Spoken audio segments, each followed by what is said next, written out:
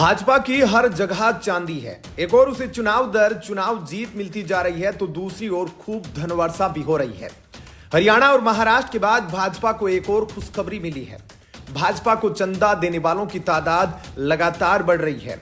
Donation के मामले में कोई उसके आगे पीछे तक नहीं है। भाजपा को 2023-24 में व्यक्तियों, ट्रस्टों और कॉरपोरेट घरानों से 20,000 रुपए और उससे ज्यादा के चंदे के रूप में कुल 2,244 करोड़ रुपए मिले हैं। दिलचस्प यह है कि 2022-23 में मिले चंदे से 3 गुना से अधिक है। वहीं दूसरी ओर कांग्रेस को 2023-24 में इसी तरह से 288.9 करोड़ रुपए डोनेशन के रूप में मिले हैं, जबकि पिछले साल उसे 79.9 करोड़ रुपए मिले थे। चुनाव आयोग की वेबसाइट पर उपलब्ध 2023-24 की कंट्रीब्यूशन रिपोर्ट के मुताबिक बीजेपी को प्रूडेंट इलेक्टोरल ट्रस्ट से 723.6 करोड़ रुपए का चंदा मिला, जबकि इसी ट्रस्ट ने कांग्रेस को 156.4 करोड़ रुपए दिए।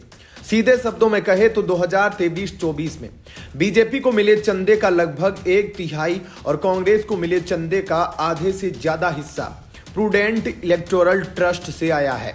2022-23 में प्रूडेंट को चंदा देने वालों में Megha engineering and infra limited, serum institute of India, Arcelor Mittal group और भारती एयरटेल जैसी बड़ी कंपनियां शामिल थी।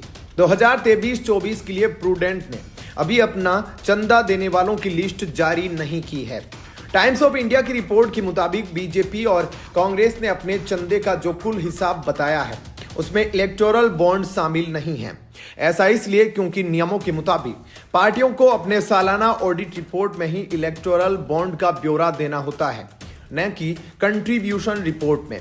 सुप्रीम कोर्ट ने फरवरी 2024 में इलेक्टोरल बॉन्ड स्कीम को रद्द कर दिया था। इसके बाद से राजनीतिक दलों के लिए फंड का सबसे बड़ा जरिया सीधे या इलेक्टोरल ट्रस्ट के रास्ते मिले चंदे ही है।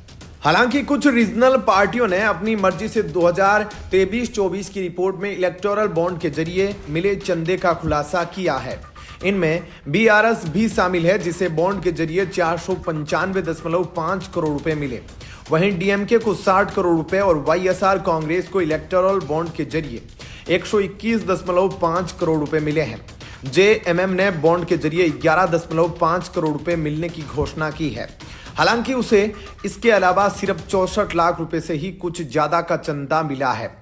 सबसे अधिक फायदा भाजपा को हुआ है। भाजपा को 2023-24 में चंदे के रूप में 212% की बढ़ोतरी हुई है। पिछले साल के मुकाबले भाजपा को इस साल काफी ज्यादा चंदा मिला है। हालांकि यह कोई असामान्य बात नहीं है, क्योंकि यह लोकसभा चुनाव से पहले का साल है। 2018-19 में लोकसभा चुनाव के पहले साल में भाजपा ने 742 करोड़ रुपए और कांग्रेस ने 146.8 करोड़ रुपए चंदे की घोषणा की थी। भाजपा को इलेक्टोरल ट्रस्ट के जरिए 850 करोड़ रुपए मिले। इनमें से 723 करोड़ रुपए से ज्यादा प्रूडेंट से, 127 करोड़ रुपए ट्रायम्फ इलेक्टोरल ट्रस्ट से और 17.2 लाख रुपए आईएनजी गार्टिक इलेक्टोरल ट्रस्ट से मिले हैं। कांग्रेस को ट्रस्टों के जरिए 156 करोड़ रुपए से ज्यादा का चंदा मिला। हालांकि यहां प्रूडेंट इलेक्टोरल ट्रस्ट अकेला दानदाता था। प्रूडेंट ने 2023-24 में बीआरएस और वाईआरएस कांग्रेस को क्रमशः 85 करोड़ रुपए और 62.5 करोड़ रुपए का योगदान दिया। ये दोनों ही पार्टियां उसी साल सत्ता से बाहर हो गई। आंध्र प्रदेश में अब सत्ताधारी पार्टी टीडीपी को प्रूडेंट से 33 करोड़ रुपए मिले।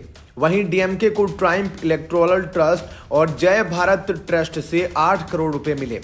लॉटरी किंग सेंटियागो मार्टिन की कंपनी ने भी भाजपा को चंदा दिया है।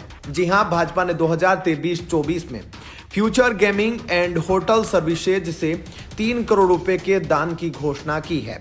यह कंपनी सेंटियागो मार्टिन की है। उन्हें भारत का लॉटरी किंग भी कहा जाता है। फ्यूचर गेमिंग इलेक्टोरल बॉन्ड के जरिए सबसे बड़ा दानदाता था, जिसमें तृणमूल कांग्रेस को सबसे ज्यादा फायदा हुआ। मार्टिन कथित मनी लॉन्ड्रिंग के आरोप में प्रवर्तन निदेशालय और आयकर विभाग की निगरानी में है। फिलहाल इस खबर में इतना ही। आगे की अपडेट के लिए बने रहिए लाइव टीवी न्यूज के साथ। धन्यवाद। जय हिंद।